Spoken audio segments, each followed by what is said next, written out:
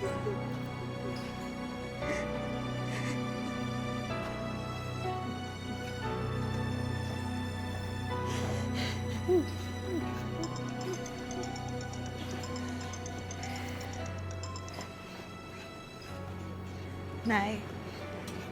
bakit kayo napatawag?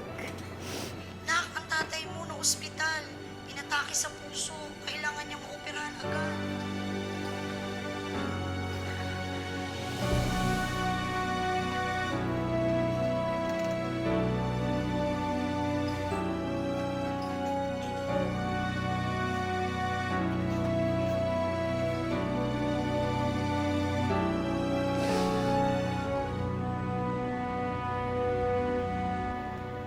Ayos ka lang?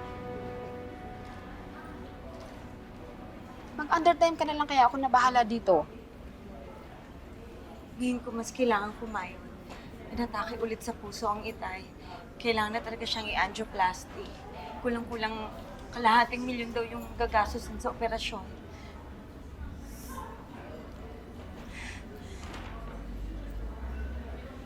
Tumagtag pa tong pagkahilo ko.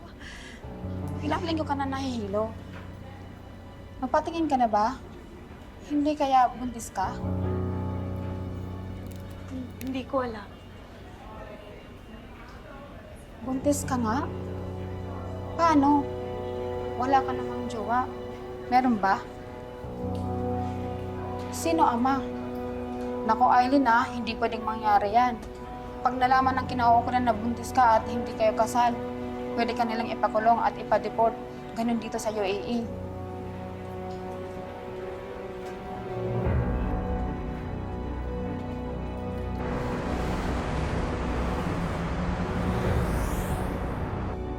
Nak, ang tatay mo na ospital. Inatake sa puso. Kailangan niyang maoperahan agad. Pag nalaman ng kinauukulan na buntis ka pero di ka naman kasal, baka ikulong at i-deport ka nila. Ganun dito sa UAE.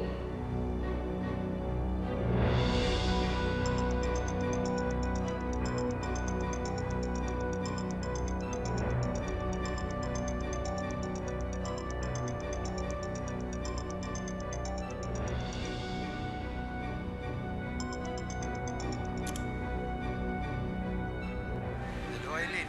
It is me, Ibrahim. Can we meet?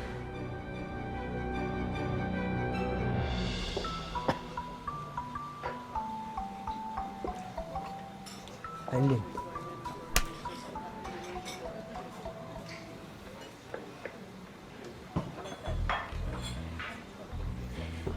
This doesn't change how I feel for you. How I want you to rot in hell for what you've done to me. Eileen, please let me pay back for what I've done. Yes, you need to. My father needs to undergo surgery immediately. And with that, I can't be imprisoned and deported because of this. What do you mean?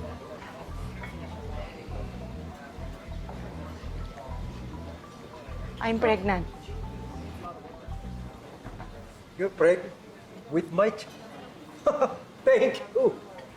Eileen, believe me when I tell you that I love you. Marry me, Eileen. If you marry me the soonest, the authorities will not arrest you. And I will take care of the medication of your father.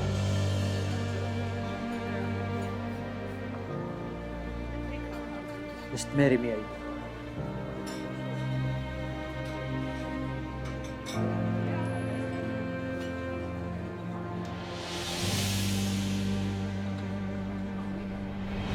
Kapag nagigipit sa patalim daw kumakapit. Kaya naman para sa paggaling ng ama, pikit matang tinanggap rin ni Eileen ang alok na kasal ng Arabong gumahasa sa kanya. Tila nagbuhay prinsesa si Eileen sa piling ni Ibrahim.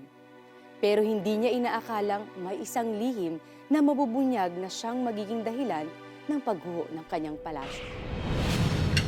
Good morning, ma'am. Si Sir Ibrahim mo. Maaga po umalis, ma'am. May meeting daw po. Hindi na kayo niya ginising para po makapagpahinga daw po kayo.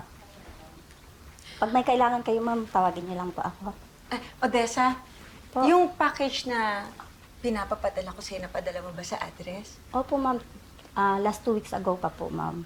Sinabay ko na po doon para sa pamilya ko po. Ay, salamat po, ma'am.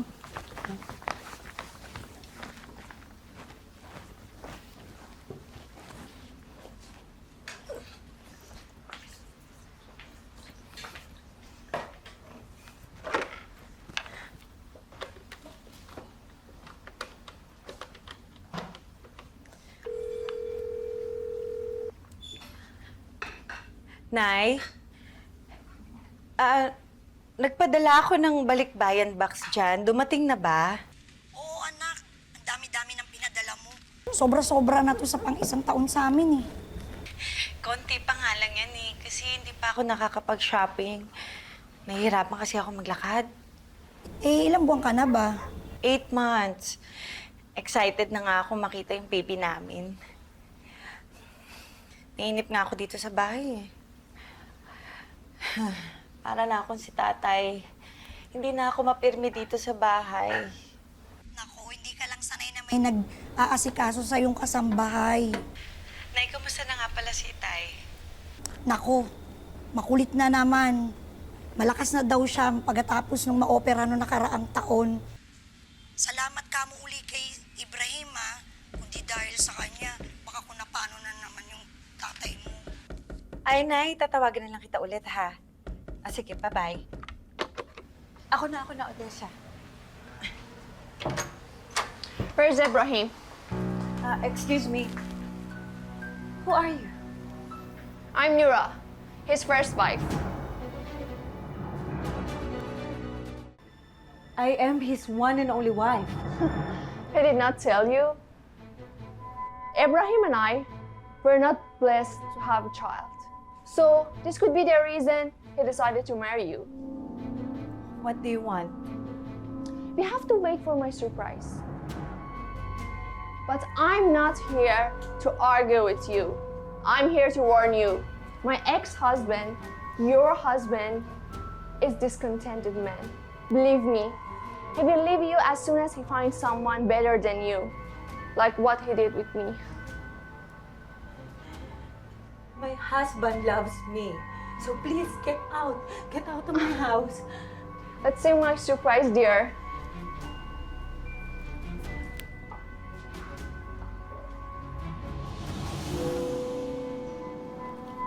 This is the reason why Ibrahim is divorcing me. He's replacing me with a housemaid? How dare Ibrahim?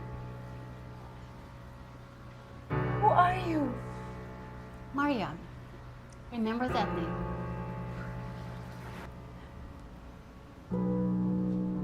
She is the second wife. Second. Yes, and you are the third wife. Yet she has a better house? I can't accept this. Ibrahim can't divorce me. This is your fault!